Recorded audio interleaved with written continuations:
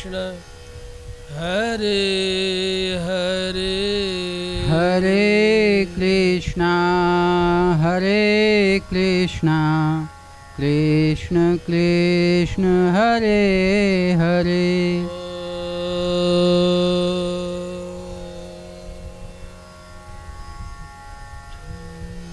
रामाय रामभद्राय रामचंद्राय वेदसे रघुनाथाय नाथाय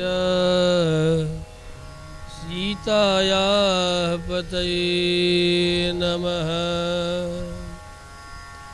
श्री राम राम रघुनंदन राम राम श्री राम राम रणकर कस राम राम श्री राम राम शरणं भव राम राम श्री राम राम चरणौ शरणं प्रपद्ये।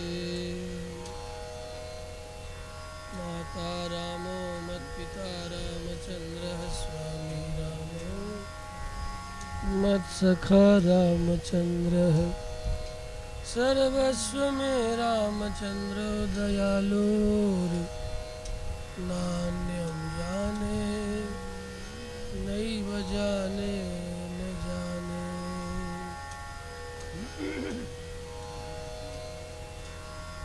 आञ्जनेयमतिपाटलाननं काञ्चनाद्रिकमनीयविग्रहं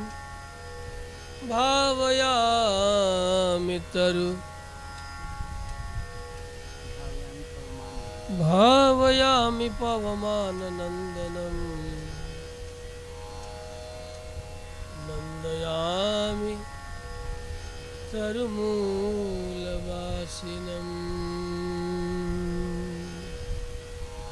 भावयामि पवमाननन्दनं नन्दयामि तरुमूलवासिनम्।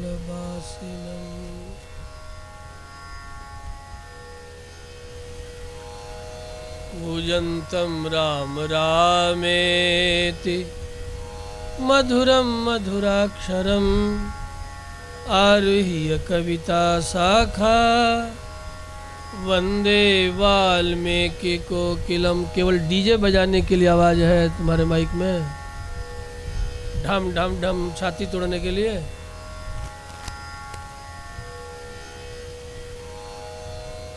आञ्जनेयमतिपाटलाननं काञ्चनाद्रिकमनीयविग्रहम्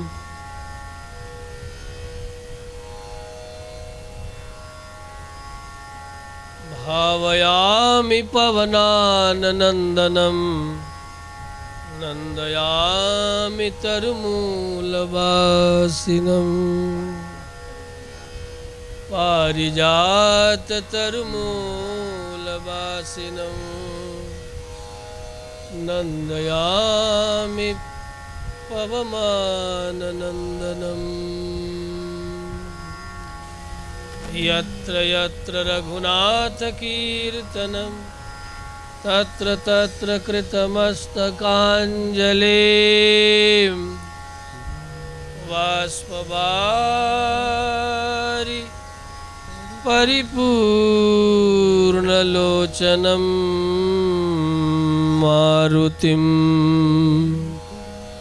नमत राक्षसान्तकम्।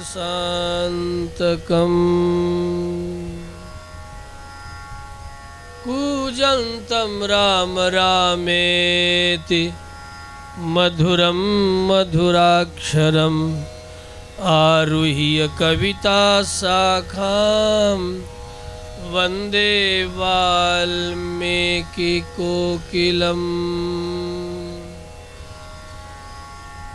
वाञ्छाकल्पतरुभ्यश्च कृपा सिन्धुभ्य एव च पतितानां पावनेभ्यो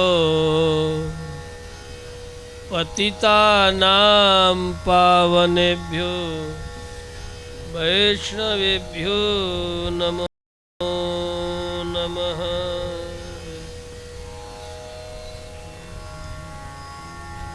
पतितानां पावनेभ्यो वैष्णवेभ्यो नमो नमः। श्री राम जय जय राम। श्री राम जय जय राम। श्री राम जय राम जय राम। श्री राम जय जय राम। श्री राम जय राम। श्री राम जय गला खोलो। जय राम। श्री राम जय राम। श्री राम जय राम। श्री राम जय राम। बेस ठीक करो। श्री राम जय राम। श्री राम जय राम मास्टर। श्री राम जय मास्टर। राम श्री राम जय राम श्री राम बेस जय राज मास्टर, तुम एक साथ राम पढ़ो। जय राम। श्री राम जय राम श्री राम जय राम राम। श्री राम जय राम राम। श्री राम जय राम राम। श्री राम जय राम राम। श्री राम जय राम राम। जय रघुनंदन जय घनश्याम। जय रघुनंदन जय यहाँ के रिटर्निंग में दो। घनश्याम। जय रघुनंदन जय घनश्याम। जय रघुनंदन यहाँ के बॉक्स में। जय घनश्याम। जय रघुनंदन जय घनश्याम। जय रघुनंदन जय घनश्याम।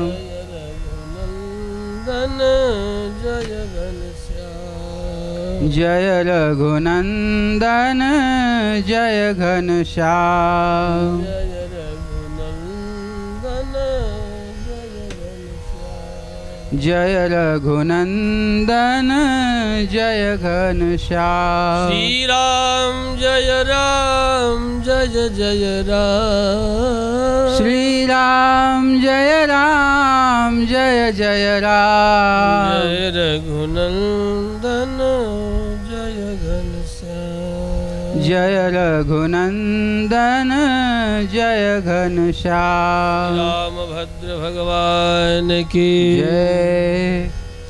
भिक्षुरूपं परित्यज्य वानरं रूपमास्थितः पृष्ठमारोप्य तौ वीरौ जगाम कपिकुञ्जरः। अखिल ब्रह्मांड नायक आनंद कंद सच्चिदानंद भगवान श्रीमन्नारायण है, जिनका श्वास वेद चतुर्वेद धर्म अर्थ काम मोक्ष प्राप्ति अर्थ स्वतः प्रमाण है। तदनुसार स्मृति इतिहास पुराण भी समस्त मानवों के लिए धर्म अर्थ काम मोक्ष प्राप्ति में प्रमाणांग होकर सहज ही परम पुरुषार्थ को प्राप्त कराता है। चातुर्मास व्रत ब्याज ऋषि महर्षियों के तपहपूत धरा पर श्रीमद् रामायणी कथा रस प्रवाह में हम सब अवगाहन कर रहे हैं। विगत अनेक प्रसंगों के साथ किष्किंधा कांड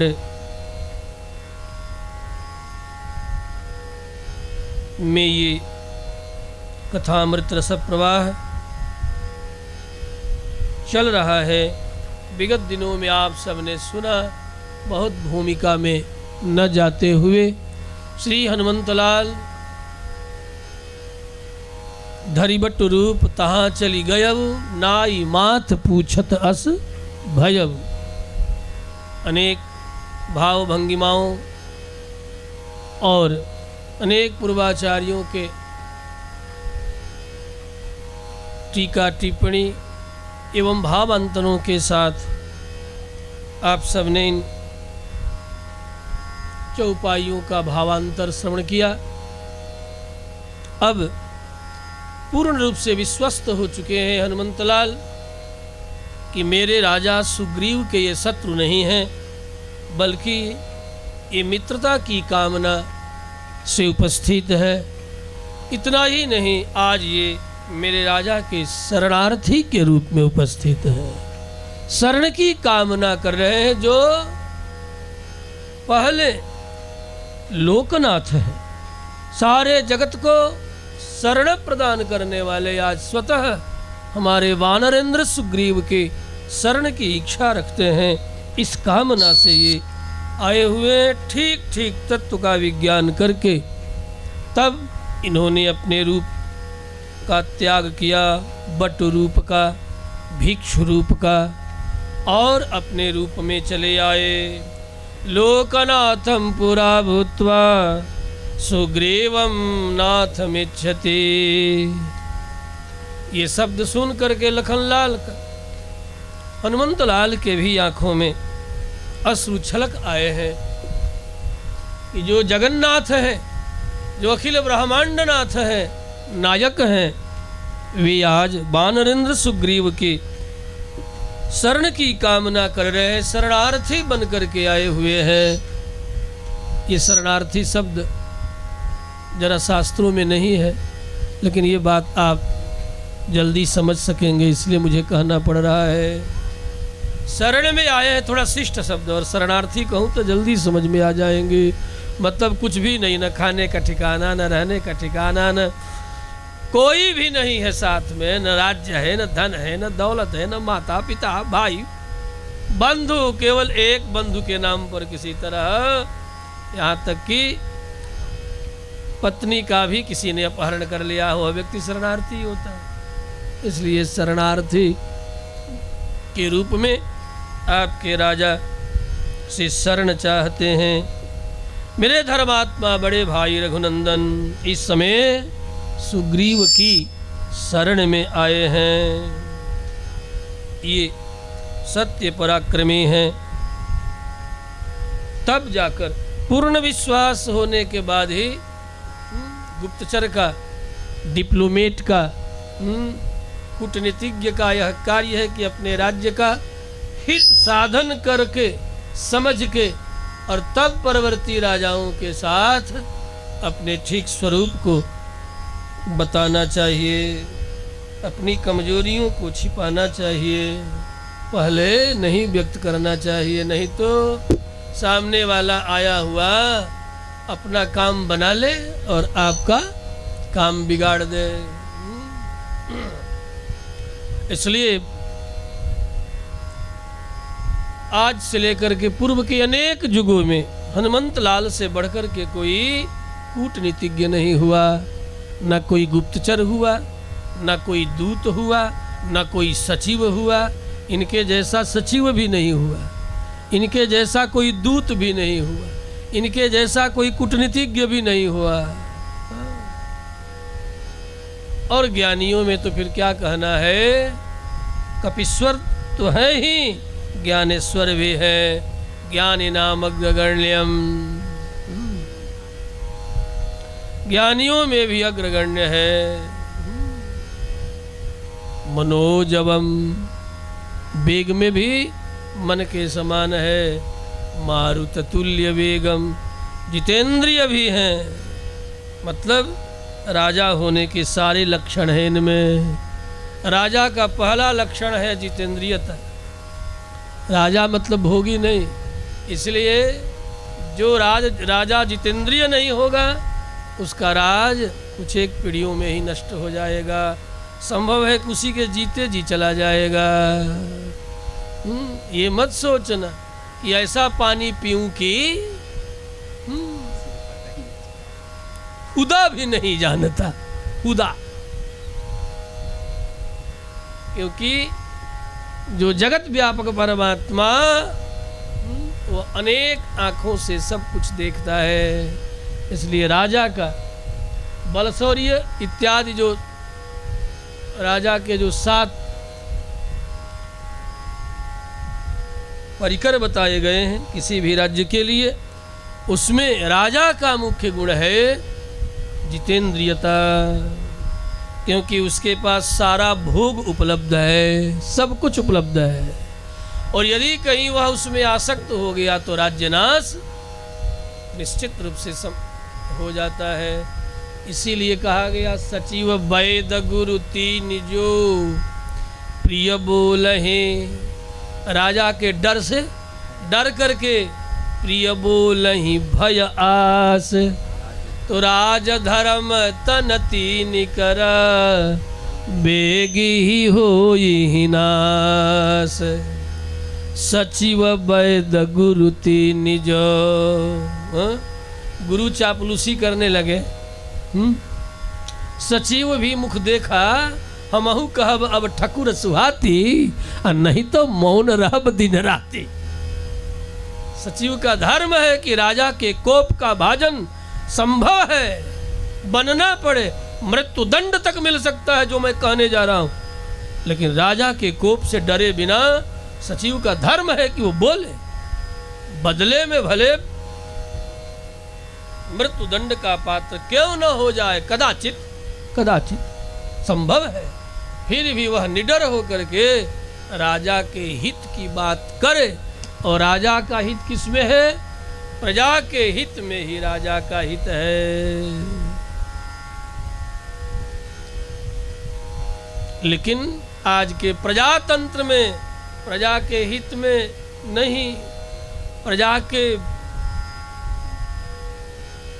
हित का चिंतन प्रजातंत्र में नहीं हो रहा है। ये मत सोचना कि प्रजा का हित चिंतन हो रहा है। बातें बहुत बड़ी है। राजपीठ को सदा व्यासपीठ मार्गदर्शन करता ही रहा है, करता भी रहेगा। प्रजा का हित कहाँ सिद्ध हो रहा है, ये तथ्य बहुत ही विचारणीय है। यदि प्रजा, आज की प्रजा स्वतः अपना हित नहीं समझ पा रही है, कितनी बड़ी शक्ति दी गई है तुम्हारे हाथों में, एक एक मत पत्र का, एक एक मत का इतना मूल्य है, और तुम उसे बेच दे रहे हो। बेच दे रहे हो सबसे कम मूल्य। दूसरा मूल्य, ये मेरे जाति का है, ये मेरे वर्ग का है, ये मेरे क्षेत्र का है, भले वे लुटेरा हो, मूर्ख चौपट, बहाल हो, 9th पास, नन मैट्रिक है, जो झोला लेकर के आया है, झोला लेकर के जाने के लिए तैयार रहे।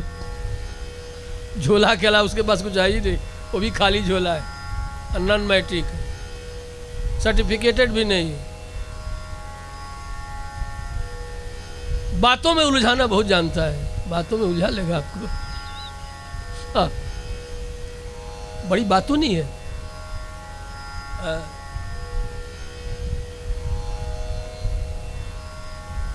बड़ी बातों नहीं।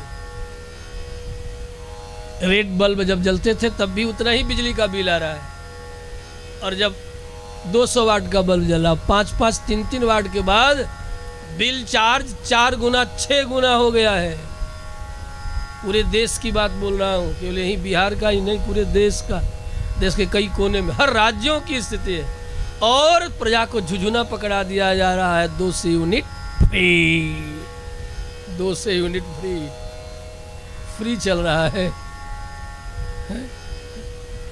फ्री के चक्कर में मत पड़ना। जो प्रजा फ्री के चक्कर में पड़ गई, समझ लो उस प्रजा का नाश, तो पुनः राज्य का नाश, राजा का नाश, सब का नाश। और उसके बाद मुद्रा का अवमूल्यन कर देना। फट से हमारा रखा हुआ बैंक में 100 रुपया मुद्रा का अवमूल्यन होते ही निकाल करके लाए बैंक से।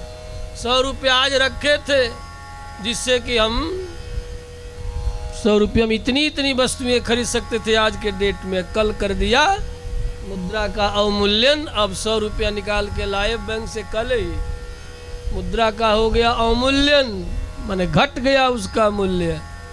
जिसको छोटे शब्दों में, मोटे शब्दों में लोग अवमूल्यन, महंगाई महंगाई क्या है? क्या है महंगाई?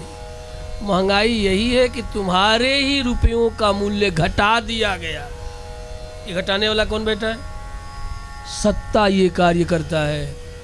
महंगाई सत्ता इस कार्य को करती है। ये अचानक नहीं किसी बनियों के दुकान पर आए 2 रुपये मीटर कपड़ा तो 10 रुपये कर दिया, ऐसा थोड़े होता है। किसी बनिए के कारण नहीं हो रहा है कि सब्जी वालों ने महंगाई बढ़ा दिया। ये सब सत्ता का कार्य है। रुपयों का फट अवमूल्यन कर दो रिजर्व बैंक ऑफ इंडिया से मिल करके। उसके बाद आपका रखा हुआ 5 लाख फट से अवमूल्यन होते ही तिहाई अवमूल्यन किया तो बाजार में उसका मूल्यन रह गया 5 का 3 से भाग दे दो, तिहाई उसका मूल्य रहेगा आपके हाथ में। उतना ही बड़ा पोथन्ना रुपयों की गड्डी, लेकिन उससे वस्तुएं मिलेगी तिहाई। ये काम कौन करती है? सत्ता करती है। तो लूट कौन रहा है? सत्ता लूट रही है। ये मत सोचना कि 1 लेग पीस पर 1 मोट मार आए, हमारा क्या गया, 5 वर्ष के बाद क्या मिलने वाला है? का मिलने वाला ये है कि एक माचिस से लेकर के कफन तक, माचिस से लेकर कफन तक, एक चाणक्य ने केवल लकड़ी का मूल्यांकन बढ़ गया तो महापद्मनंद वंश का को उजाड़ दिया। आज तुम माचिस से लेकर के कफन तक पर टैक्स दे रहे हो। और यदि कहीं आधुनिक प्रोसेसिंग श्मशान गृह में चले गए तो जाकर के पता लगा लेना कितना टैक्स लग रहा है। श्री राम जय राम, जय जय राम। इसलिए आओ राम चरित में राम कथा के आधार पर राज्य व्यवस्था को समझो। ये संविधान है, व्यावहारिक संविधान है। ये राम कथा केवल यूं ही नहीं, व्यासपीठ से हजारों वर्षों से लोग सुना रहे हैं और सुन रहे हैं। ये व्यावहारिक संविधान है। ये कैसे हो रहा है? अस्तु, चलो मैं जरा विषयांतर हो रहा था, अब पुनः कथानक पर। भिक्षु रूपम परित्यज्य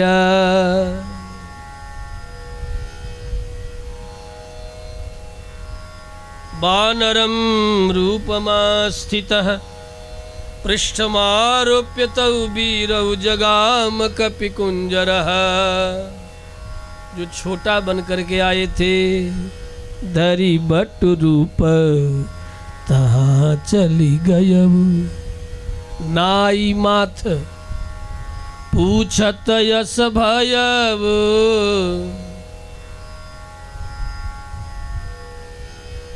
धरी बट रूप तहाँ चली गयव। अब वे कपिकुंजर हो गए।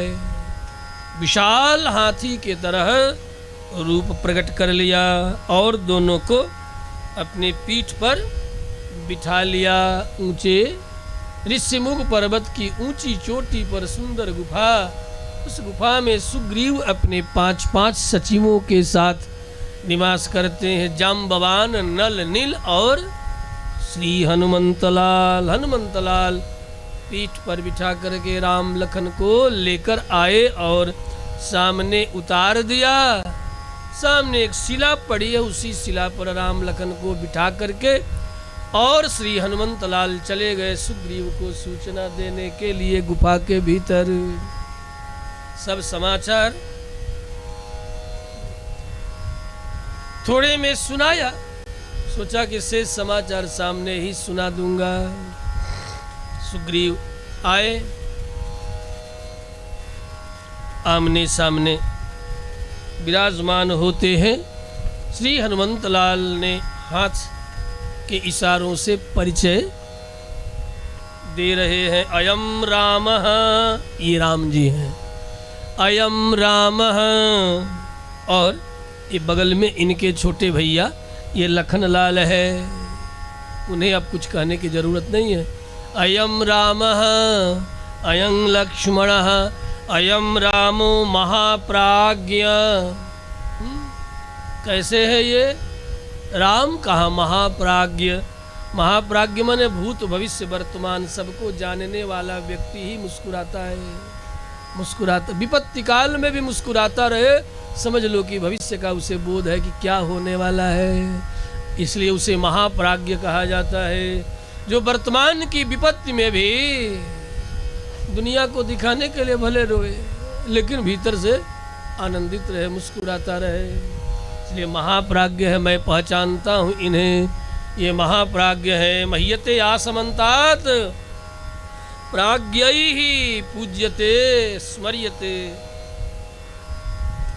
जो बड़े बड़े ज्ञानियों और विज्ञानियों के द्वारा भी पूजे जाए, जो भूत भविष्य वर्तमान तीनों काल ही नहीं, तीनों काल की सृष्टि,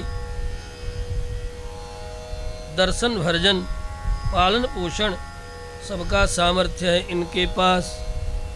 लक्ष्मणेन सह भ्रात्रा रामोऽयं सत्य विक्रमः। हे राजन, हे वानरेंद्र, हे सुग्रीव, ये सत्य विक्रम श्री रामभद्र हैं, अर्थात सत्याय सत्य परिपालनाय विक्रमो यस्य। सत्य के पालन में जिनका विक्रम सिद्ध है, अर्थात शौर्य सिद्ध है। सत्य के पालन में भी शौर्य की जरूरत, वीरता की जरूरत पड़ती है। जो वीर नहीं होगा, दृढ़ नहीं होगा, वह सत्य का पालन नहीं कर पाता है। सत्याय सत्य परिपालनाय विक्रमः शौर्य संपन्न, ये शौर्य संपन्न है, इसलिए सत्य विक्रम है। और कैसे कहा? दृढ़ विक्रम है।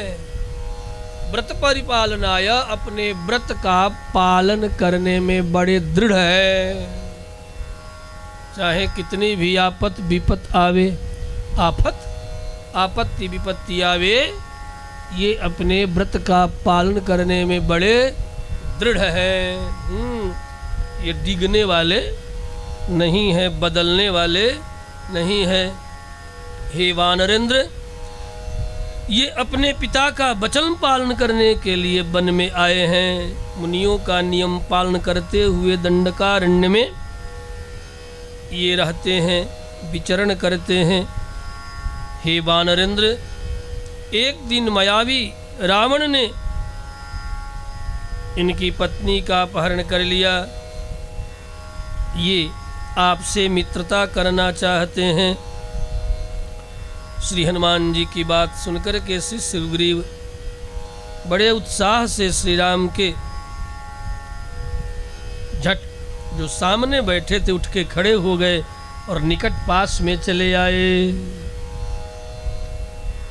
और पास में आकर के अत्यंत प्रेम से और विनम्रता से बोले, हे रामचंद्र,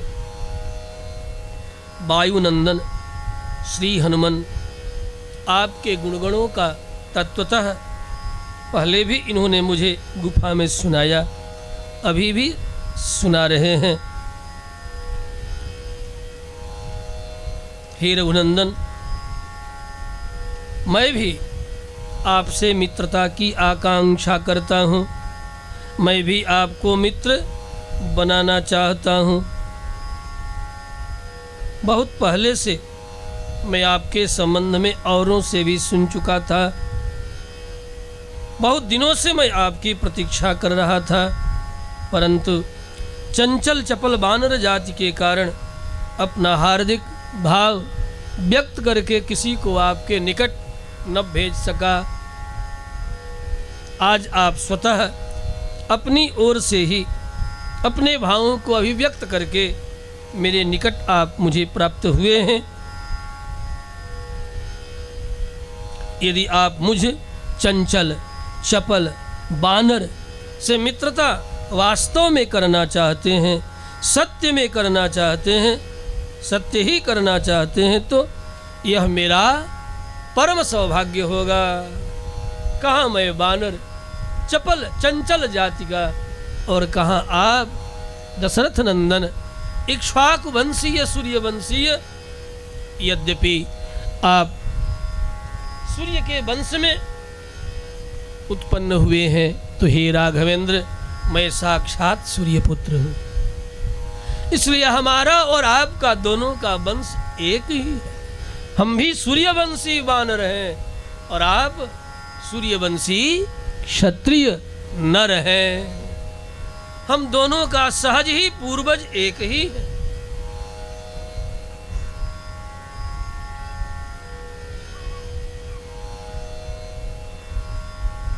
यदि आप मुझ चंचल चपल बानर से मित्रता चाहते हैं, तो निश्चय ही हमारे जन्म जन्म के भाग्य खुल गए। मेरा सौभाग्य मूर्तिमान होकर उपस्थित हो गया। इसमें भले आपके संबंध में हनुमान ने कहा आप शरण चाहते हैं, ये सत्य नहीं है। आपसे मित्रता करके मेरा सम्मान बढ़ जाएगा। इसमें तो मेरा ही सम्मान है, मुझे ही उत्तम लाभ प्राप्त हो रहा है कि एक बानर का मित्र, सूर्यवंशी रघुवंशी क्षत्रिय राम बानर के मित्र, उनसे मित्रता चाहते हो। इसमें मेरा सम्मान, मेरा लाभ सर्वाधिक है। हे राघव, यदि आपको मुझसे मित्रता करना अच्छा सच में लग रहा है, तो मैं अपना ये दाहिना हाथ बढ़ा रहा हूँ। ये हाथ से हाथ मिलाने की जो प्रथा है ना, इस सुग्रीव ने आरंभ किया है मित्रता करके। हाथ मित्रों से समान से मिलाया जाता है। ये वास्तव में हाथ मिलाना ये मैत्री भाव का लक्षण है। सबसे हाथ नहीं मिलाना चाहिए। हाँ? जिनसे मित्रता हो उन्हीं से हाथ मिलाना, नहीं तो हाथ मिलाना कभी कभी अभिमान पर चोट भी कर देता है। हाथ मिला रहे हो, देखो मुझसे हाथ मिला रहा है। हमसे हाथ मिलाने का परिणाम जानते हो कि नहीं? अब सोच लो तूने किससे हाथ मिलाया है। ये हाथ मिलाना मुहावरा बन गया फिर। आंख मिलाना, हाथ मिलाना, ये दोनों बड़े खतरनाक कार्य है। इसलिए हाथ मिलाना बड़ा सोच समझ करके, जो मैत्री भाव से शुद्ध भाव से आया उसी के साथ हाथ मिलाना। नहीं तो क्या पता वो अपना अपमान समझ न बैठे और ऐसा समझ करके कहीं अपना भीतर भीतर कुछ और न करना आरंभ कर दे। अस्तु। हे रघुनाथ, हे रघुनंदन, मेरा यह दक्षिण हाथ मित्रता के लिए आगे बढ़ा हुआ है। आप स्वीकार करके कृतार्थ करें। मैं स्वतः आपकी मित्रता प्राप्त करके कृतार्थ हो जाऊंगा। शरणागति प्राप्त करने के लिए मैं स्वतः आपकी शरणागति की आकांक्षा करता हूं। भले आज आप शरणार्थी हैं, लेकिन आप वास्तव में शरणार्थी नहीं हैं। मैं आपकी शरणागति की कामना करता हूं। मेरा हाथ मेरी शरणागति के लिए आपके सामने फैला हुआ है। इसलिए आप मेरे हस्त कमल को स्वीकार करके मुझे अपना मित्र स्वीकार कर ले, बना ले। मुझ में मित्र बनाने का सामर्थ्य आपको मित्र बनाने का सामर्थ्य मुझ में नहीं। आप मुझे अपना मित्र बना ले, ये बाप की महती कृपा होगी, मेरा सौभाग्य होगा। ये एक तरह से यह नीति भी है। हाँ, नीति यही कहती है कि वो सामर्थ्यवान हो चाहे सामर्थ्यहीन हो, यदि तुम किसी से अपने कार्य विशेष के लिए भी मित्रता चाहते हो तो विनम्रता के साथ छोटे बनकर के ही मित्रता करो। बड़ा बनकर के भी मित्रता करोगे तो बात न चलेगी। इसलिए मित्रता की आकांक्षा में भी छोटे बनो और छोटा बन के मित्रता करो, तब तुम्हारे कार्य की सिद्धि हो सकेगी। बड़ा बनकर के मित्रता करोगे तो कार्य की सिद्धि नहीं होगी। इसलिए सुग्रीव जो स्वतः शरणार्थी के रूप में आए हैं, इनके सामने स्वयं शरणागत होकर के निवेदन कर रहे हैं। ये सब नीतियां हैं, व्यवहार नीति है, लोक नीति है। और यही सब लोक नीति आज धीरे धीरे समाज से लुप्त हो रही है, तो परिणाम मित्रता में भी भयंकर कलह, द्वेष, पूछो मत। वो मित्र शत्रु बन करके बैठा हुआ है। मिल जाए तो बस हाँ ठोक दूं इन्हें, मिल जाए तो ठोक दूं। क्यों? कृते प्रतिकृतम कुर्यात् एष धर्म सनातन। जो जिस आकांक्षा से आया है, अपनी आकांक्षा को पूर्ण कर लिया और उसकी आकांक्षा पूरी नहीं होगी तो, और मिसकम्युनिकेशन, सूचना का आदान प्रदान भी नहीं हो रहा है, क्या परिस्थिति है, क्या है, कैसा है, और झूठ पर झूठ बोले जा रहे हो तो क्या हो? नहीं। लेत देत मन संकन धरई। किसी भी प्रकार का कपट नहीं होना चाहिए। कपट खटाई के परत, कपट खटाई है। जैसे दूध में पड़ जाए तो दूध को फाड़ दे, उसी तरह मैत्री भाव में पड़ जाए तो मित्रता को विखंडित कर दे। अस्तु, तो मैत्री की कामना करने वाले को भी अथवा मैत्री की कामना से आए हुए के प्रति भी व्यक्ति को विनम्र और अपने आप को छोटा बना करके प्रस्तुत करना चाहिए कि मैं भला आपका कार्य क्या कर पाऊंगा। ठीक है, हाँ, प्रयत्न भरपूर करूंगा, पूरे मन से करूंगा, यत्न अवश्य करूंगा आपके कार्य को सिद्ध करने। अब कहाँ तक कर पा रहा हूं, ये तो भविष्य के गर्भ में है। आदि आज हाँ मैं देखता हूं, प्रयत्न करता हूं, कोशिश करता हूं। डींगे नहीं हाँकना चाहिए। सुग्रीव इस प्रकार बड़ी ही विनम्रता से शरणार्थी के रूप में आए हुए श्री रामभद्र से स्वतः शरण की कामना करते हैं, और यही मैत्री को दृढ़ बनाता है। ये भाव ही दृढ़ता लाता है। तन्मयी वैशसत्कारो लाभस्यैवोत्तमः प्रभो तत्त्वमिच्छसि सौहार्दं वानरेण मया सह रोचते यदि मे सख्यं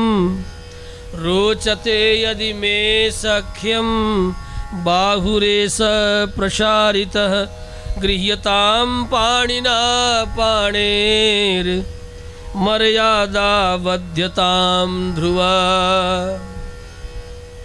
हे रघुनंदन, जाचना के रूप में मेरी पाणी ये फैली हुई है आपके सामने, आप इसे ग्रहण करें, आप इसे पकड़ें। आप यदि पकड़ लेंगे तो निश्चय ही मेरा पतन नहीं होगा, निश्चय ही मेरा कार्य सिद्ध होगा। और कदाचित यदि मैं पकड़ूं तो संभव है कि मैं आपत्ति विपत्ति में पड़ करके आपका हाथ छोड़ दूं, छूट जाए। इसलिए आप मेरा हाथ पकड़िए। पहले हाथ बढ़ाने वाला व्यक्ति विवेकी होता है, विनम्र होता है, कार्य साधक होता है। इसलिए ये मत सोचना कि फलाने मैत्री का हाथ बढ़ाया तो झुक करके बढ़ाया तो, अरे झुक करके बढ़ाया तो विवेकी है, तो विनम्र है, कार्य सिद्ध करने में दक्ष है, चतुर है। और इसमें यदि तुम अहंकारी बन जाते हो कि वो फला आए थे, ठीक है हमने तो समझ लो कि तुम्हारा अहंकार तेरा कार्य तो सिद्ध करेगा नहीं। हाँ, तुमसे मित्रता पा करके, मैत्री पा करके वह अपना कार्य जरूर सिद्ध कर लेगा। और यदि तुम भी अहंकार छोड़ करके विनम्र बन जाओ तो संभव है दोनों का, अथवा कार्य या कार्य कल कहा था, पहले किसी का कार्य सिद्ध हो, बाद में दूसरे का भी सिद्ध हो जाए। लेकिन विनम्रता से आए हुए, मैत्री की भावना से कोई व्यक्ति तुम्हारे सामने आया और तू अहंकार कर बैठा कि देखो इतना बड़ा आदमी है, इतना बड़ा आदमी मेरे द्वार पर आया था, और उसके बाद उसका सारा पोल पट्टी सारी दुनिया में बड़बड़ा रहे, बड़बड़ बड़बड़ बड़बड़ बड़बड़ बक बक बक बक कर रहे हो, तो वो तो अपना कर ले जाएगा। तुम्हारी बारी जब आएगी काम फंस जाएगा। इसलिए इस नाम पर 2 बार हरि नाम स्मरण कर लो, अत्यंत व्यावहारिक पक्ष है। श्री राम जय राम जय जय राम, श्री राम जय राम जय जय राम, श्री राम जय राम जय जय राम, श्री राम जय राम जय जय राम, श्री राम जय राम जय जय राम, श्री राम जय राम जय जय राम, श्री राम जय राम जय जय राम, श्री राम जय राम जय जय राम, श्री राम जय राम जय जय राम, श्री राम जय राम जय जय राम, श्री राम जय राम जय जय राम, श्री राम जय राम जय जय राम। श्री वानरेंद्र सुग्रीव हाथ में हाथ लेने का भाव स्पष्ट करते हुए अन्य भी टीकाकारों में रामायण शिरोमणिकार निवेदन करते हैं। पाणिना स्वहस्तेन पाणि मम हस्तः गृह्यताम ध्रुवा अचाल्या मर्यादा गृहीत करो न त्यक्तव्यः। मतलब अर्थ यह है कि यदि आप अपने हाथ से मेरे हाथ को पकड़ लेंगे तो मैं चंचल मति, चपल मति, यदि कदाचित अपना हाथ छुड़ा करके भागने की भी कोशिश करूंगा तो भाग न पाऊंगा।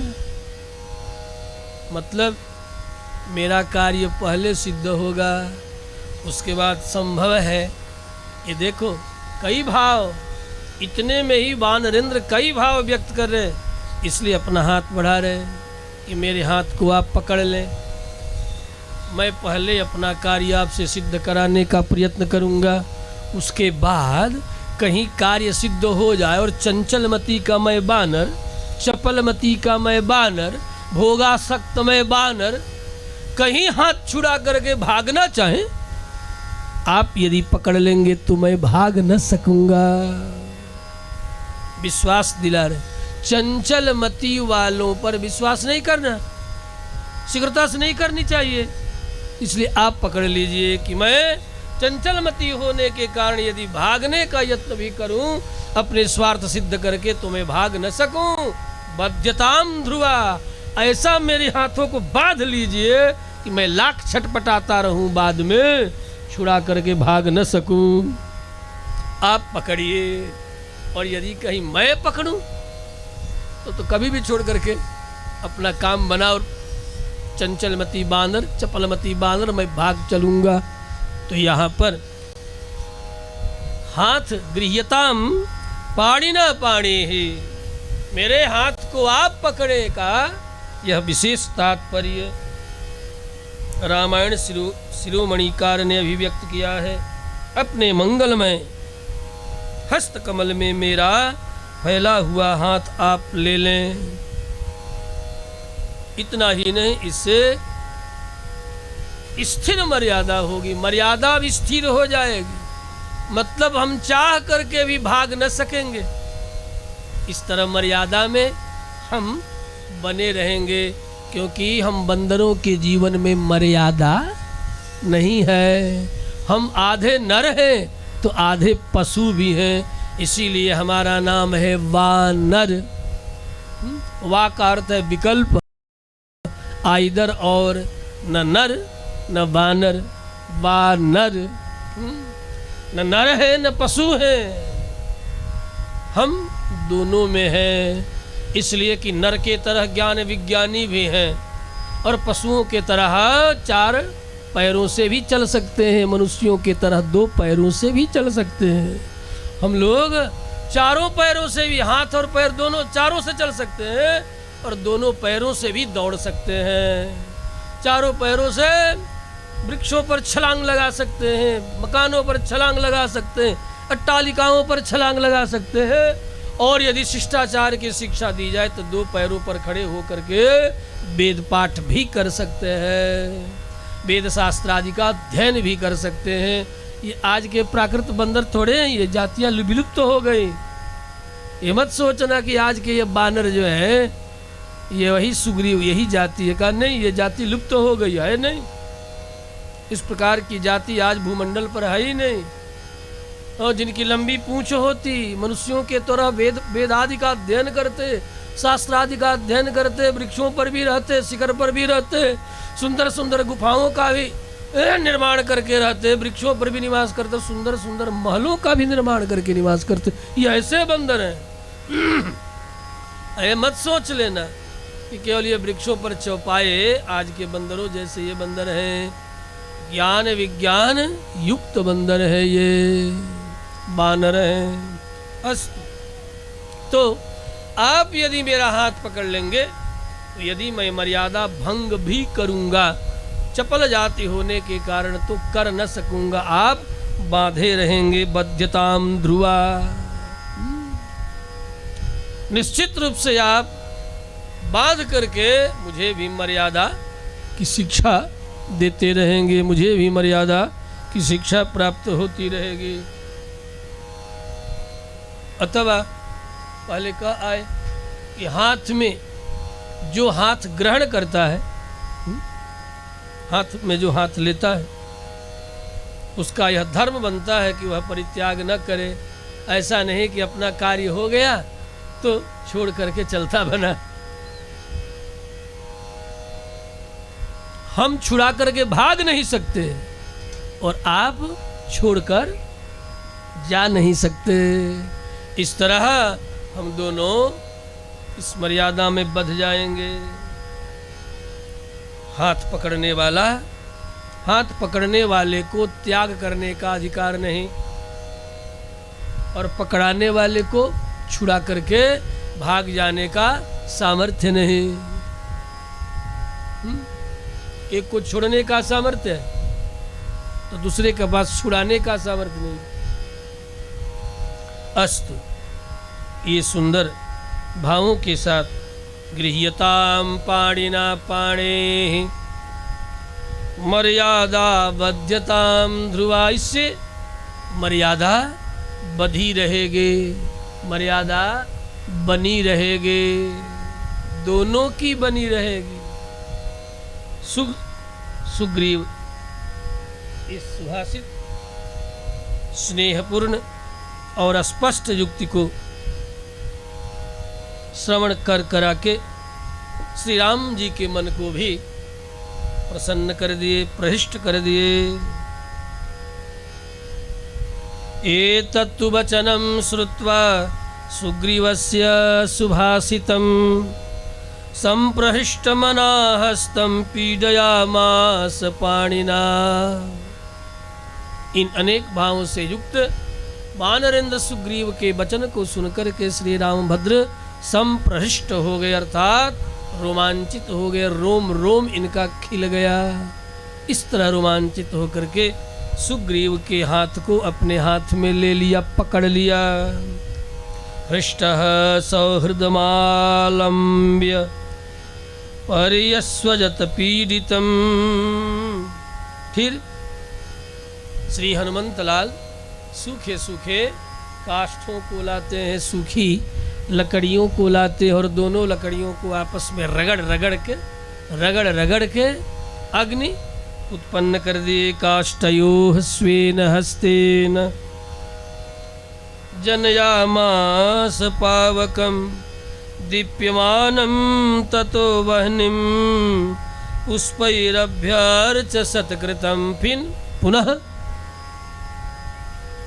प्रकटाग्नि को, अग्नि की पुनः पूजा करते हैं हनुमान जी।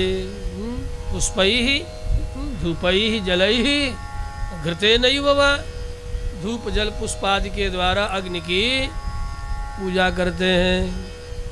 अग्नि आया हि वीतये गृहाणो हव्यदातये निहोता सत्शिवरेखे। अग्निदूतं प्रोदधे हव्यवाहमुपब्रुवे देवा आशा दया देहा। इस प्रकार मंत्र के द्वारा अग्नि का आवाहन करते हैं, फिर उनका संस्कार करते हैं। ओम गर्भाधान पुंसमन सीमंतो नयन जात कर्ण नामकरण चूड़ाकरण कर्ण वेद सावित्री श्रावण वेदारंभ गोदान समावर्तन विवाहादि षोडश संस्कारान् संपादयामि। पुनः इदं पुष्पम इदम अर्घ्यम इदम आचमनम इदम पाद्यम सब समर्पित करके अग्नि की पूजा करके अग्नि को साक्षी बना करके पुनः मित्रता को दृढ़, अग्नि को साक्षी बना करके मित्रता को दृढ़ किया जा रहा है।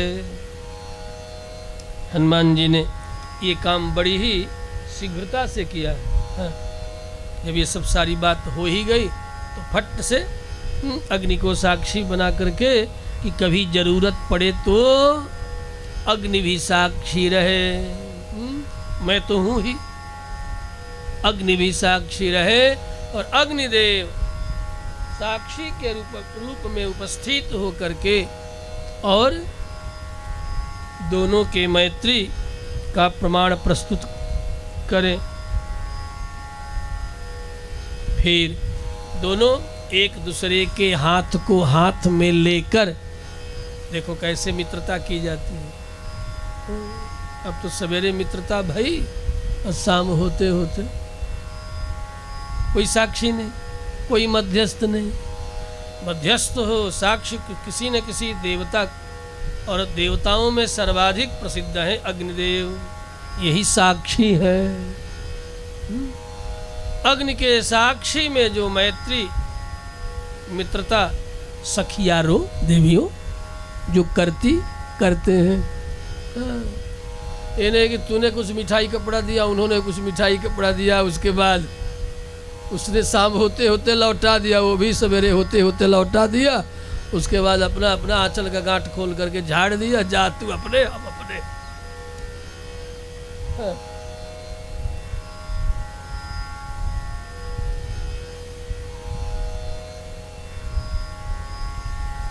ऐसा नहीं, अग्नि को साक्षी बना करके ततो अग्निम दीप्यमानम तौ चक्रतुश्च प्रदक्षिणम। पुनः दोनों एक दूसरे के हाथ को पकड़ करके और अग्नि की परिक्रमा करते हैं। एक परिक्रमा है ना, 4 परिक्रमा, 4 को बढ़ा करके चाहे जितना करो, लेकिन एक परिक्रमा अनिवार्य है। अभी यज्ञ होगा, अग्नि नारायण भगवान का प्राकट्य होगा, उनमें भगवान नारायण और समस्त देवताओं के निमित्त आहुति दी जाएंगी। यज्ञशाला के सभी कुंडों में अग्नि नारायण का प्राकट्य होगा, तो यज्ञशाला की कम से कम एक नहीं तो हरे चतस्रः कुर्यात्, 4 परिक्रमा और 4 को पुनः बढ़ा करके प्रदक्षिण पदे पदे जो इस प्रकार परिक्रमा करता है, यानि कानि च पापानि जन्मांतर कृतानि च, जन्म जन्म के पाप शांत हो जाते हैं। यज्ञशाला की चारों ओर संकल्प पूर्वक विधि पूर्वक परिक्रमा भगवान नाम का स्मरण करते हुए करने से बड़ी बड़ी कामनाएं तक सिद्ध हो जाती है। और जो लोग यज्ञों में तन मन धन और भी पूरे मन से जो लोग सेवा शुश्रूषा में लगेंगे, उनका तो निश्चय ही महान कार्य की सिद्धि शीघ्र संभव हो जाता है बंधुओं। अस्तु। तो ततोग्निम दीप्यमानम सुग्रीवो राघवस्यैव वयस्य त्वम् उपागतो। दोनों में मित्रता अग्नि की प्रदक्षिणा करके साक्षी बना करके दृढ़ हो गई। जैसे आप जो लोग विवाहित हैं और विधि पूर्वक विवाह किए हैं, ये नहीं कि हमने तुमको देखा और तुमने हमको देखा, ऐसे वाले क्या जानेंगे। जो विधि पूर्वक मंडपाच्छादन से लेकर के तिलकोत्सव विवाहोत्सव के साथ जिन लोगों ने विवाह किया है करते हैं, और यही होना भी चाहिए, तो उसमें अग्नि की प्रदक्षिणा की जाती है। वो भी प्रदक्षिणा अकेले नहीं की जाती है, गठबंधन के साथ की जाती है प्रदक्षिणा। क्यों? अग्नि को साक्षी बना करके प्रदक्षिणा की जाती है कि हमारा विवाह इनके साथ संपन्न हुआ। हे अग्निदेव, आप साक्षी, जन्म जन्म आप साक्षी बन करके न रह सके तो इस जन्म में तो साक्षी बन करके आप रहेंगे। छोटी मोटी बातों के कारण हम लोगों का विवाह यदि कहीं कमजोर पड़ने लगे तो आपको साक्षी बना करके उपस्थित करेंगे। अथवा अग्नि को साक्षी बना करके विवाह संपन्न हुआ है, मत तोड़ो चटकाए, चटक से चट्ट से जो है माने हेलो क्या है, हाँ बेटी चले आ, चल ठीक है, दमाजी क्या कर रहे का, हम मत पूछो, माँ बहुत परेशान कर रहेगा, परेशान कर रहे, चले आ, चल आजा आजा आजा, हेलो आजा, मम्मी आ जाओ, हाँ आजा। लेकिन हाँ ये सोच ले कि फिर दोबारा जो तुम्हारी शादी होगी तो उसके साथ झगड़ोगी नहीं, तो ठीक है चलिए आजा आजा। इतना जरूर कह देना कि अगली होगी तो झगड़ा नहीं होगा, परेशानी नहीं होगी, आपत्ति विपत्ति नहीं आएगी घर परिवार पर, आपस में दोनों नहीं ठनकोगे। यदि ये सच है ठीक है तो इसे छोड़ दे, आजा, हाँ अगली शादी कर दूंगी।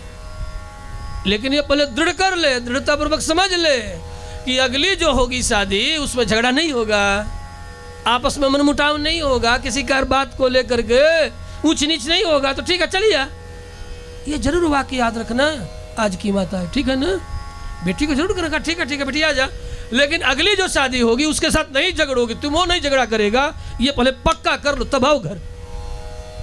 और यदि नहीं तुम अपने को कर पाती हो पक्का, तो हर परिस्थितियों में जीना सीखो। ये संसार कोई अमृत का घड़ा नहीं है, ये विष का घड़ा भी है। द्वे फले अमृतोपमे संसार विष वृक्षस्य, ये संसार विष वृक्ष है, ये विष का वृक्ष है संसार। यहाँ विष का घूंट सबको पीना पड़ता है, हम भी पिए हैं, ये सुनाना चाहिए। लेकिन आज की माताएं सुना हो जैसा कि सुना जा रहा है, सभी नहीं, हाँ सबके लिए थोड़े कहूँगे, लेकिन सुना हो कि घर बिगाड़ने में आज की माताओं का बहुत बड़ा हो। जब से मोबाइल आ गया तब तो मत पूछो, इनकी जीवा इतनी लंबी हो गई है, कई हजार फीट की, हाँ हाथ की नहीं, कई हजारों फीट की हो गई है। यहीं से जीवा लपलपाती और बेटी के कान को सहलाने लगती, और ऐसा सहलाती कि बेटी का घर उजाड़ करके न यहाँ कराने देती न वहाँ का। इसलिए देवियों हमें क्षमा करना, मैं सबके लिए नहीं कह रहा हूँ, लेकिन हाँ अधिकांश के लिए कह रहा हूँ। बेटी को विदा कर दिया तो जमने दो उसे। जैसे दही जमाने के लिए क्या करती हो, कहीं दही जमाए हो तो नहीं जमाए हो तो जमाना, और देखना दही जमने के लिए कितना उद्योग करना, कितनी सावधानी की जरूरत पड़ती है। खूब प्रेम से दुग्ध को गर्म करो, हाँ बढ़िया दही जमाना हो तो दूध को मंद आंच पर गर्म करने की विधि है। ये नहीं कि लूकड़ के तरह लगा दिया, ऐंठ दिया कान, हा जल गया। हाँ? मीठी दही, सुंदर दही, ना दूध जले, उसके लिए मंद आंच पर दूध को रखना होता है मंद आंच पर। धीरे धीरे उसे उबालो, कुछ देर तक उबालो कि दूध में हल्की हल्की सोधी सोधी सुगंधी आने लगे। दुग्ध का रंग भी यदि गाय का है, पीत वर्ण का है, तो धीरे धीरे पीले से, जैसे सूर्य लाल से पीले होते वैसे दूध से, दूध गर्म करते करते पीले से, उजले से पीले और पुनः पीले से धीरे धीरे हल्का लाल हो जाए, अर्थात राग का रंग चढ़ जाए, अनुराग का रंग चढ़ जाए, साथ साथ जीने की आकांक्षा जब कन्या के मन में बलवती हो जाए, तब जमाने की विधि है राग। राग का रंग है लाल। जब दुग्ध लाल हो जाए, उसके मन में राग जग जाए कि अब हमारी भी गृहस्थी आरंभ हो, अथवा प्रकृति अनुमति दे। ये नहीं कि दूध को रख करके हम सड़ा रहे हो, दूध को रख के सड़ा रहे हो। सड़ाने का मतलब समझी, उम्र गुजर गया विवाह का, बेटा और बेटी उसी को सड़ाना कहते हैं। सड़ा रहे हो, सड़ा जा रहा है पढ़ने के नाम पर और कंपटीशन के नाम पर। प्रकृति विरुद्ध यह कार्य है। धर्म है प्रकृति के अनुकूल शाश्वत, प्रकृति विरुद्ध समय पर विवाह। अधिकतम इसकी आयु है ना, न्यूनतम कन्यादान, कन्या ऋतुमती होने से पहले। विवाह का तात्पर्य ये नहीं कि जिस दिन विवाह हुआ उसी दिन से संतान यज्ञ आरंभ कर दिया। मेरे शब्द बड़े शिष्ट हैं। विवाह का मतलब संतान यज्ञ की अनुमति नहीं है, पुत्रोत्पत्ति की अनुमति नहीं है। विवाह एक संस्कार है, उस संस्कार को समय पर संपन्न करना चाहिए, जिससे कि दोनों का जूलॉजिकल, अब अंग्रेजी के शब्द प्रयोग कर देता हूँ, इसको कहते हैं ऋणानुबंध। जो आपस में दोनों एक दूसरे का मन का अनुबंध हो जाए, दोनों का मन अचंचल हो जाए, स्थिर हो जाए कि हमारी तो पत्नी है, हमारा तो पति है। अब उसके मन में किसी प्रकार की कोई चंचल नहीं। फिर द्विरागमन अर्थात पति घर कन्या को 6 माह, अधिक उम्र कहीं ज़्यादा हो गया तो 6 माह में, 4 दिनों में ही 6 माह में, नहीं तो 9 वर्ष 12 वर्षों के बाद भी पति घर भेज सकती हो। 8 वर्ष में विवाह करके और 9 वर्ष के बाद द्विरागमन करो न, खूब पढ़ाओ घर में, 12 वर्षों तक रखो। लेकिन सुना हूँ ये सब समाज, इसीलिए समाज में अनाचार पापाचार बढ़ता चला जा रहा है। मन को स्थिर करने के लिए किसी के पास आलंबन नहीं रहा, न लड़के के पास रहा न लड़की के पास रहा, आलंबन रहा नहीं, और मन में अनुराग बढ़ गया, मन में राग बढ़ गया, अनुराग बढ़ गया। संसार वृद्धि का अनुराग बढ़ गया। प्रकृति भी अनुमति दे दी, यहाँ अब तुम योग्य हो, तुम्हें योग्यता प्राप्त हो चुकी कि तुम संतान योग्य करने की योग्यता तुम्हारे शरीर में आ चुकी। लेकिन फिर भी बैठे हैं, सड़ रहे हैं दूध के तरह, बिना गर्म किए हुए दूध के तरह सड़ रहा है। तो सड़ेगा तो क्या होगा? सड़ेगा तो दही, वो दही, उस दूध कहीं दही बनेगा? नहीं बनेगा। दूध से दही बनाना है, दही से मक्खन निकालना है, और मक्खन से घी निकालना, और घी से पुनः दीपक जलाना है, और दीपक जला करके उसी के प्रकाश में संसार सागर से पार जाना है। ये संसार सागर से पार जाने की विधि है, विधा है सदगृहस्थ का जीवन, विवाह संस्कार।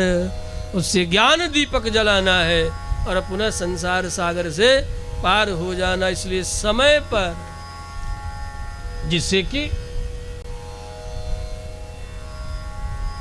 उसकी अनुबंध बध जाए, उसकी अनुबंध है।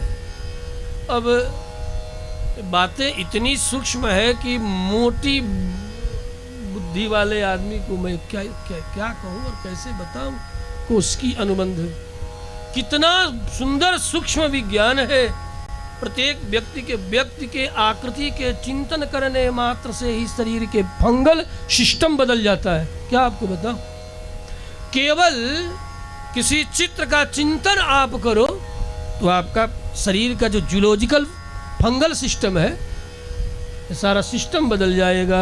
केवल चिंतन मात्र से, सोचने से आपके शरीर के जो फंगल है, जो फंगस है, पूरा शरीर क्या है, जीते कोशिकाओं का समूह है।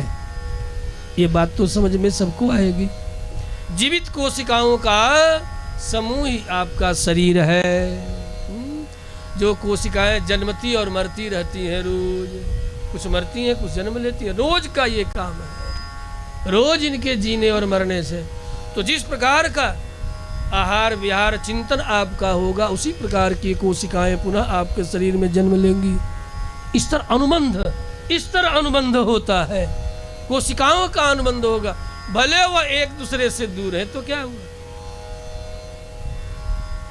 केवल मन में चिंतन करने मात्र से, मन में आने भर से आपके कोशिकाओं का की संरचना, उसी को कहते हैं कोषबंध। कुछ एक लोग उसे ऋणानुबंध कहते हैं, कुछ लोग उसे अणुबंध कहते हैं, अलग अलग शब्द है, दार्शनिकों का शब्द है। ऋणानुबंध, अणुबंध, कोशिकीय अनुबंध।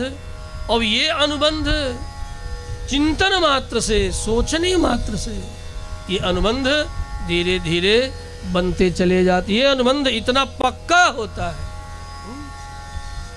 इतना पक्का होता है कि एक दो शरीरों में नहीं, और पुनः संतान यज्ञ के द्वारा यह अनुबंध 7 पीढ़ियों तक अग्रसर होता है। 7 पीढ़ी तक दोनों के जो फंगल अनुबंध है, जो कोशिकीय अनुबंध है, वह अनुबंध 7 पीढ़ियों तक अग्रसर होगा, आगे की ओर जाएगा। इसीलिए देखो आधुनिक जीव विज्ञान भी सिद्ध कर दिया है कि किसी भी जोड़े का जो गुणसूत्र है वो 7 जन्मों तक जन्मता रहता है। 7 जन्मों तक इसी को 7 जन्मों का संबंध कहते हैं, पीढ़ी दर पीढ़ी। इसीलिए 7 जन्मों तक वो जन्मता रहेगा। उसी के जो ऋणानुबंध है, जो अनुबंध है, जो कोशिकीय अनुबंध है, उस अनुबंध के जो गुणसूत्र हैं वे गुणसूत्र 7 पीढ़ियों तक अग्रसारित होते रहेंगे। इसीलिए विवाह 7 जन्मों का संबंध हम सनातन महावैज्ञानिक धर्मावलंबियों के यहाँ है। महावैज्ञानिक आपका धर्म है। श्री रामभद्र भगवान के अग्नि की सन्निधि में मैत्री संपन्न हुई।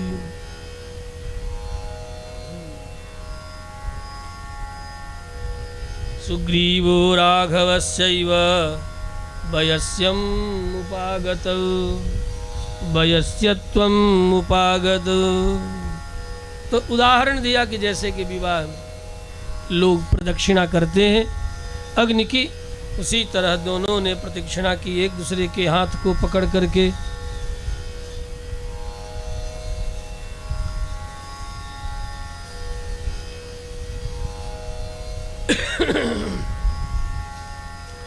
मित्रता स्थापित करने के लिए भी अग्नि को साक्षी बना करके जो लोग मित्रता करते हैं उनकी मित्रता छोटी छोटी बातों से सहज ही नहीं टूट पाती। इसलिए अग्नि को साक्षी बना करके मित्रता करने की अनुमति शास्त्रकारों ने, आपके पूर्वजों ने दी। सुग्रीव ने कहा आप मेरे मित्र हुए और मैं आपका।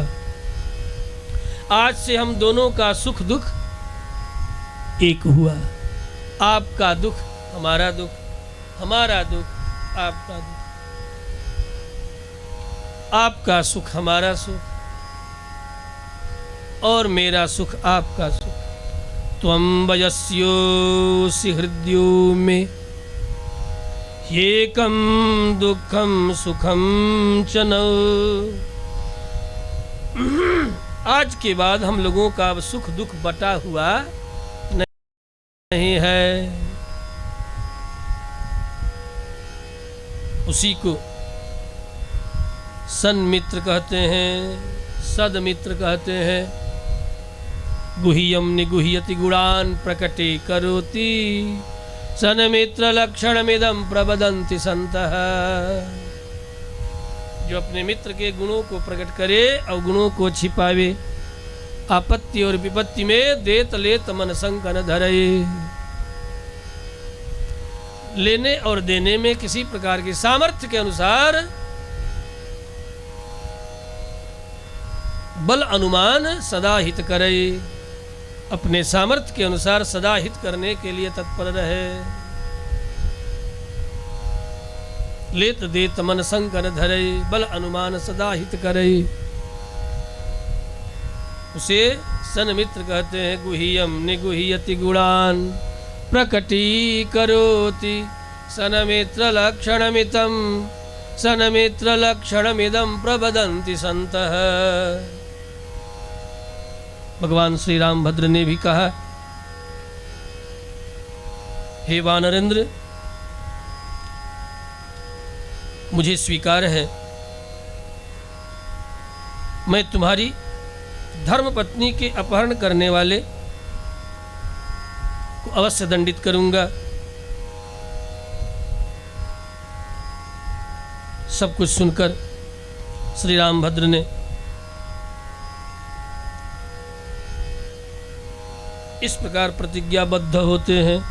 बालिनम तम वधिष्यामि तव भार्यापहरिणम। लेकिन सुग्रीव को विश्वास नहीं हुआ। मेरा भैया बाली कोई सामान्य नहीं है, बहुत बड़ा वीर है, बड़ा धर्मनिष्ठ भी है, कुछ बातों में संध्यानिष्ठ है, कुछ बातों में हर व्यक्ति के जीवन में किसी क्षेत्र में धर्म आधिक्य हो तो कहीं कहीं धर्म की न्यूनता भी हो जाती है। तो बाली के जीवन में बाली संध्यानिष्ठ व्यक्ति है। नित्य पूर्व पश्चिम उत्तर समुद्र, पूर्व समुद्र, पश्चिम समुद्र और दक्षिण समुद्र में नित्य संध्या करने वाला है। पूर्व समुद्र में प्रातः काल, मध्याह्न काल में दक्षिण समुद्र के तट पर आकर के, और पुनः संध्या काल में सायंकाल में पश्चिम समुद्र के किनारे आकर के नित्य संध्या करने वाला संध्यानिष्ठ है। बाली बड़ा बलवान है। रामभद्र ने कहा, चाहे कितना भी बलवान हो, हे मित्र, मैं आपका कार्य अवश्य सिद्ध करूंगा। कितना भी वो बल से बलवान होगा, मैं उसका वध करूंगा। श्री सुग्रीव और श्री राम के इस प्रणय प्रसंग में, मैत्री के प्रसंग में, श्री सीता जी के कमल की तरह नेत्र, कपिराज बाली के पिंगाक्षत्वेन स्वर्ण की तरह नेत्र और निशाचरों के रावण मेघनाद आदि के अग्नि के समान नेत्र, तीनों के वाम नेत्र एक साथ ही फड़कने लगे। मैत्री के समय क्या हुआ? तीनों के नेत्र फड़क रहे हैं। किनके किनके? जनक नंदिनी जानकी के नेत्र बाएं, मेघनाद रावण का नेत्र बायां, और कपिराज बाली का नेत्र भी बायां फड़कने लगा। अर्थात अपशगुन का लक्षण है। इधर मित्रता हो रही और इधर तीनों के, दो के लिए अपशकुन है और एक के लिए शकुन है। सीता के लिए शकुन है, सगुन है, और मेघनाद रावण और बाली के लिए अपशकुन है। महर्षि वाल्मीकि ने इस प्रसंग में नेत्र फड़कने की बातें वर्णन किया है। सीता कपेन्द्र क्षणदाचराणां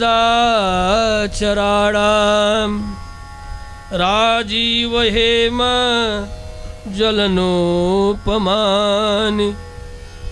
सुग्रीव राम प्रणय प्रसंगे वामानि नेत्राणि समं स्फुरन्ति वामानि नेत्राणि समं स्फुरन्ति।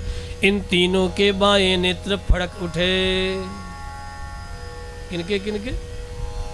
सीता, जनक नंदिनी जानकी, कपींद्र बाली और राक्षसेंद्र रावण के बाएं नेत्र फड़क उठे हैं। श्री राम जी को पुनः सुग्रीव ने आश्वस्त किया है, हे श्री रामभद्र शत्रुसूदन, तो मेरी भी प्रतिज्ञा आप सुने।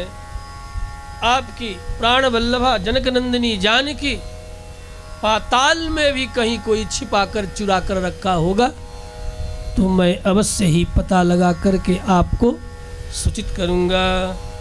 अवश्य ही खोज करके, आकाश में हो चाहे पाताल में हो, 7 पाताल के नीचे भी यदि होगी तो मैं अवश्य ही पता लगा करके आपको सूचित करूंगा। आपकी सेवा में खोज करके अवश्य मैं सूचना अर्पित करूंगा। रसातलेवा बरतंतीम वा नभस्थले अहमानी यदास्यामि तव भार्या पहारिणम तव भार्या मरिंदमा। हे शत्रुसूदन श्री रामभद्र, आकाश में हो या पाताल में हो, जहाँ कहीं भी होंगी जनक नंदिनी, उनका मैं अवश्य ही पता लगाऊंगा।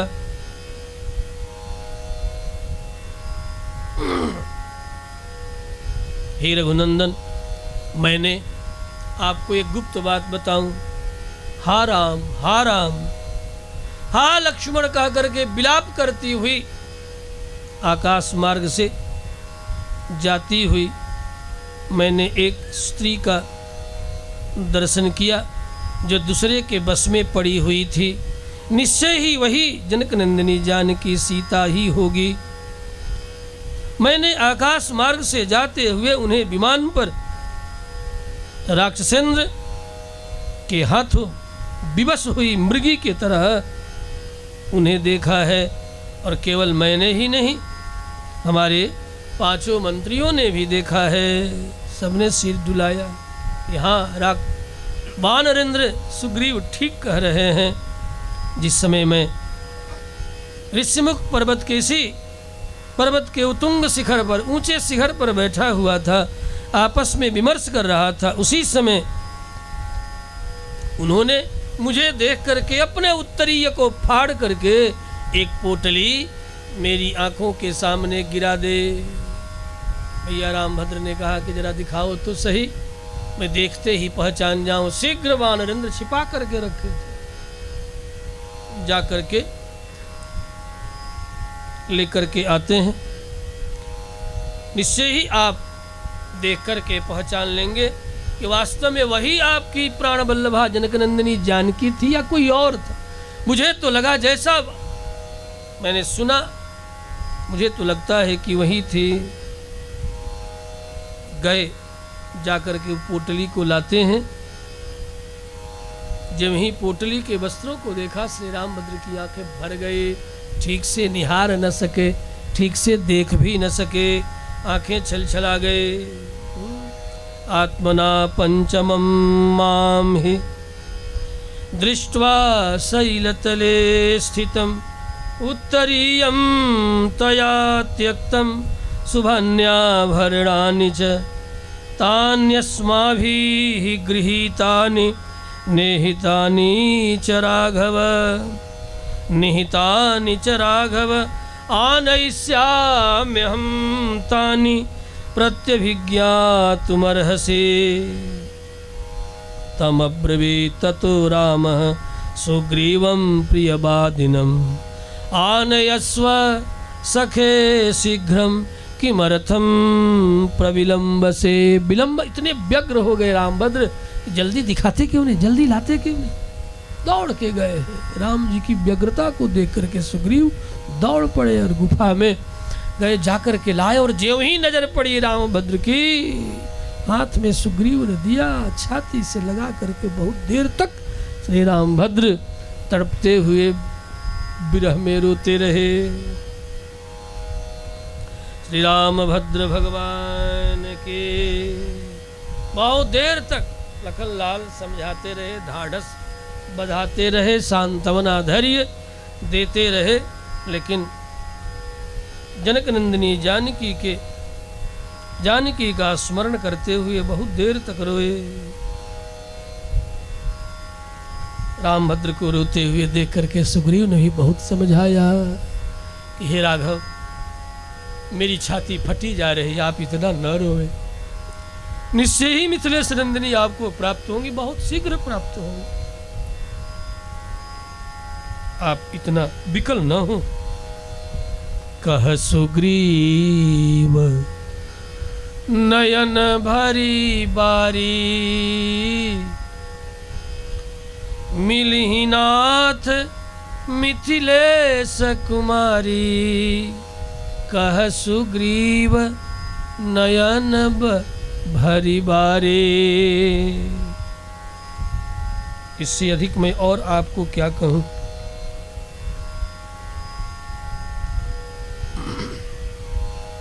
श्री रामभद्र जनक नंदिनी जानकी के अनेक गुणगणों को कह कह करके बहुत देर तक विलाप करते रहे। सुग्रीव अनेक तरह से उन्हें सांत्वना देते रहे।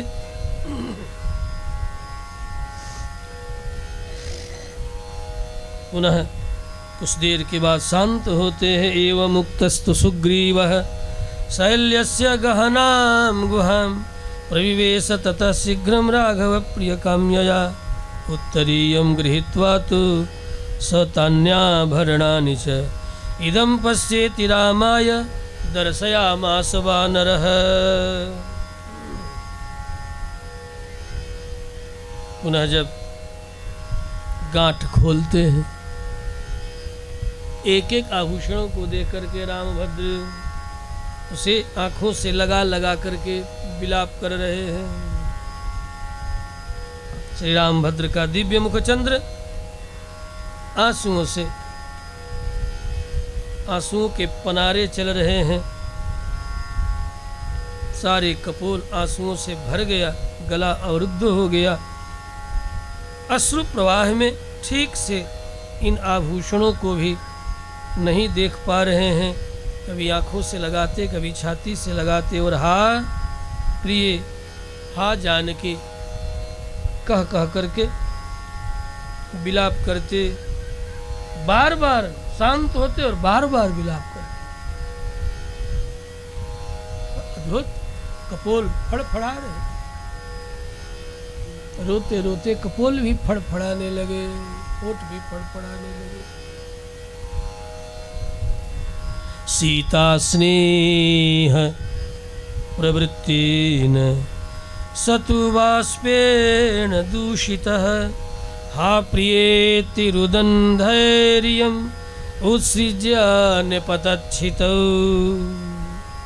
कई बार तो धरती पर धराम गिर पड़ते हैं।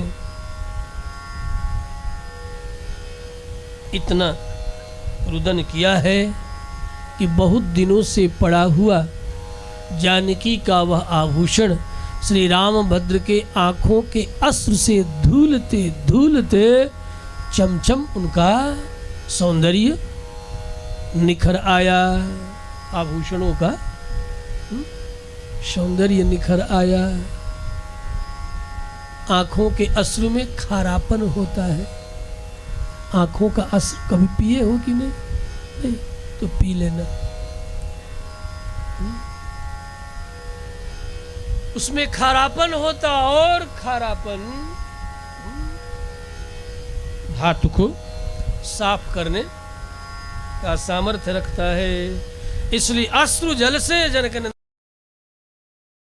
जानकी के सारे आभूषणों को श्री रामभद्र ने भिगो भिगो करके स्वच्छ कर दिया, धो डाला, जिससे कि तनिक संदेह न रह जाए पहचानने में। बहुत दिनों से पढ़ा था। ये भाव चंपू रामायणकार व्यक्त करते हैं। प्रत्यर्पितानां कपिपुंगवेन, प्रत्यर्पितानां कपिपुंगवेन रामः स्वकान्ता धृतभूषणानां संस्कारहान्यात् परिदूषणानां प्रक्षालनं बाष्पजलैश्चकार, प्रक्षालनं बाष्पजलैश्चकार। अपने अश्रु जल के द्वारा श्री रामभद्र ने आभूषणों को परिमार्जित कर दिया, प्रक्षालित करके अति उज्जवल स्वच्छ कर दिया, जिससे कि पहचानने में कहीं कोई भूल न हो पावे। फिर लखन लाल को दिखाते हैं, भैया लखन आप जरा देखो, मेरी आंखों में आंसू भर जा रहा। जब जब मैं निहारता हूँ तब तब मेरी आंखें भर जा रही हैं। आंखों के भरने के कारण मैं ठीक से पहचान नहीं पा रहा हूँ। लगता तो है कि उन्हीं का ये आभूषण है। हे लखन, जरा तू देख करके मुझे विश्वास दिलाओ, क्या ये वास्तव में जनक नंदिनी जानकी के ही ये आभूषण है ना? श्री लखन ने कहा, हे नाथ, मैं इन सभी आभूषणों को नहीं पहचान सकता। मैं बाजूबंदों को भी नहीं जानता और न ही इन कुंडलों को ही पहचान पाता हूँ कि किसके हैं। परंतु हे लोकनाथ, हे रघुनंदन, प्रतिदिन जनक नंदिनी जानकी अपनी स्वामिनी मैया जानकी के चरणों का मैं नित्य ही अभिनंदन करता था, वंदन करता था, उनके चरणों में झुक करके प्रणाम करता था। और जब प्रणाम करता था तो मेरी आंखें उनके चरणों में पड़े हुए उनके नुपुरों का भी दर्शन प्राप्त करते थे। मैं केवल और केवल मैया जानकी के नुपुर को पहचान सकता हूँ। ये नुपुर उन्हीं के हैं, यह निसंदेह है, किसी और के नहीं है। ना हम जानामि केऊरे, केऊर बाजूबंद को केऊर कहते हैं, जो कि भुजा में यहाँ धारण करते हैं उसे केऊर संस्कृत में, और बाजूबंद ये बाद में नामकरण हुआ। तो ना हम जानामि केऊरे, ना हम जानामि कुंडले, कानों के कुंडल को भी मैं नहीं पहचान सकता। नूपुरे त्वभिजानामि नित्यं पादाभिवंदनात्। ऐसे हैं श्री लखनलाल, या यूं कहूं ऐसे हैं देवर श्री लखन, जो अपनी भाभी के चरणों के नुपुर के अलावा कुछ और देख न सके। लेकिन जरा आज के देवरों की दुर्दशा देखो, कैसे कैसे मजाक। और आज के ये जो संगीतकार हैं, इन लोगों ने तो सब मिट्टी पलीद कर दिया है। इतनी अश्लीलता, इतनी अश्लीलता, इतनी अश्लीलता कि अब कान में वज्राघात किसी भी शिष्ट व्यक्ति को हो। कहाँ ये जमाना था, कहाँ ये भारतीय सनातन धर्मावलंबियों का संस्कार था, और कहाँ आज कितना अवमूल्यन हो गया संस्कारों का। आज सुनकर समझकर लगता ही नहीं कि कभी रामायण के युग में भी ये सनातनी प्रजा रही है। रही तो अवश्य है, लेकिन कली के कोलाहल के कारण आज राग और अनुराग नहीं, विभत्स उच्छृंखलता इतनी बढ़ गई है कि बार बार रामायण कहने सुनने और बार बार संस्कार देने की जरूरत है। लेकिन देखो, रामायण सुनने कितने लोग आते हैं 3 माह से, और यदि किसी ऐसे फूहड़ गायक को बुला दूं, भले हमारे मंच पर वो भजन गाए, ठीक है, मेरे मंच पर तो भजन ही गाएगा, लेकिन पहले से प्रसिद्धि हो कि फुहड़पन में आ गए हैं, फुहड़पन में। पर देख लो, मैं सबको कहूँ, भाइयों को भी कहूँ और बहनों को भी कहूँ, किसी को नहीं छोड़ूंगा, अपना अपना बोरा ले ले करके सबसे पहले जम जाएंगे, हाँ? सबसे पहले जमेंगे, हजारों हजारों की संख्या में, हाँ? जम जाएंगे। और ये प्रयोग मुझे करना है, हाँ?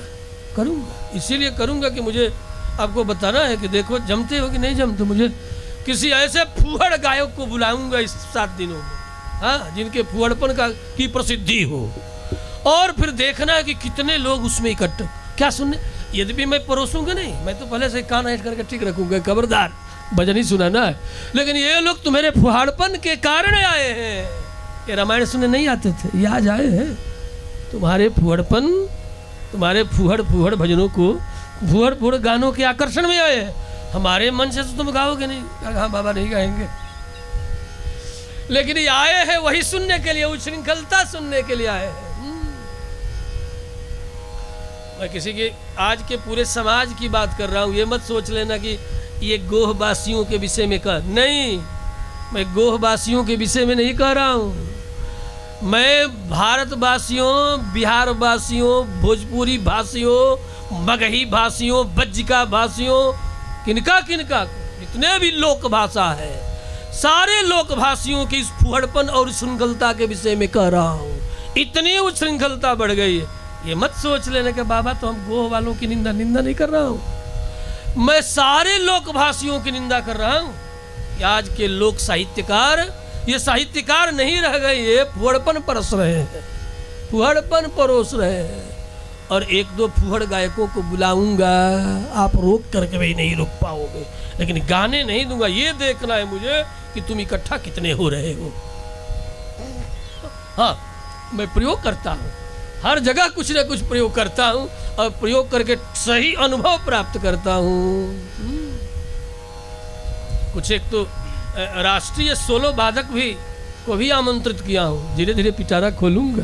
हाँ, एक तबला के राष्ट्रीय वादक हैं श्री राम नरेश मिश्र जी, उनको भी आमंत्रित किया हूँ। नृत्य वाद्यादि गीतादि पुराण पठनादि शिष्ट नृत्य, आज का जो नृत्य अशिष्ट और कामोत्तेजक है, आज के जितने नृत्य हैं सब कामोत्तेजक। कहाँ पिंगल का शास्त्र और भरतनाट्यम, क्योंकि भगवान का जो राजोपचार से जो उपासना है, उस राजोपचार उपासना में नृत्य वाद्यादि गीतादि पुराण पठनादि भी राजोपचार है। सकले संतुष्टो भव राघव, नित्य ही हम पाठ करते हैं, स्मरण करते हैं भगवान का जो राजोपचार। ये महायज्ञ क्या है? राजोपचार है। तो राजोपचार में और भी कुछ है, नृत्य वाद्य और गीत, ये राजोपचार का अंग है। इसीलिए बड़े बड़े सन्यासियों के भी साहित्यकार, कवि सम्मेलन आदि साहित्यकारों का भी जमघट, ये राजोपचार है। शिष्ट जो शास्त्रीय नृत्य है, जिसको भरतनाट्यम इत्यादि कहते हैं, भले वह आंशिक रूप से ही सामर्थ्य हो तो हो, लेकिन होना चाहिए। नृत्य जो शास्त्रीय नृत्य है, भरतनाट्यम इत्यादि, पुनः गीत जो शास्त्रीय गीत है, भजन इत्यादि, यह भी यज्ञ का उपचार है, यज्ञ का उपांग है। नृत्य वाद्यादि गीतादि पुराण पठनादि भी राजोपचार, ये राजोपचार के अंतर्गत आता है। इन राजोपचार के द्वारा बड़े बड़े महायज्ञों में यह भी आयोजन पहले भी बड़ी बड़ी नृत्यांगनाएं जो शिष्ट शास्त्रीय नृत्य प्रस्तुत किया करते थे, क्रिया करती थी। भरतनाट्यम में तो दोनों होते। तो मन में तो है कि एक दिन भरतनाट्यम भी आंशिक रूप से हो, आनंद आ जाए। भरतनाट्यम एक दिन, हाँ, एक दिन राष्ट्रीय जो है कलाकार उपस्थित हो, ऐसे ऐसे अस्त। तो प्रसंगानुसार कुछ एक बातें, ये सब राजोपचार के अंतर्गत यज्ञादि कृत्यों में होते रहे हैं। ये इसलिए नहीं है कि ये मन का बहकाव नहीं, शास्त्रों की आज्ञा है। नृत्य वाद्य और गीत शास्त्र आज्ञा है, राजोपचार भगवत उपासना के, ये होना चाहिए। ये नहीं हो तो, लेकिन शिष्ट हो, शास्त्रीय हो। है फुहड़पन न परोसा जाए है? लेकिन आजकल के लोग इसी प्रकार फुहड़पन के ही आकर्षण में आ रहे हैं। अस्तु से सब आगे के दिनों में, अब समय बहुत अनुमति नहीं दे रहा है। 2 बार हरिनाम, पुनः विश्राम, खेती गृहस्थी नौकरी व्यापार करते हुए श्री लक्ष्मी नारायण महायज्ञ में तन मन धन से जो जन सेवा सहयोग सत्कार करते हैं, वे निश्चय ही श्रीमद् रामायणी कथा प्रसंग श्रवण करके जीवन में शिष्ट आचरण करते हुए भगवान के नित्यानंदमय धाम को प्राप्त करते हैं। यह निसंदेह तथ्य है। हरे हरे राम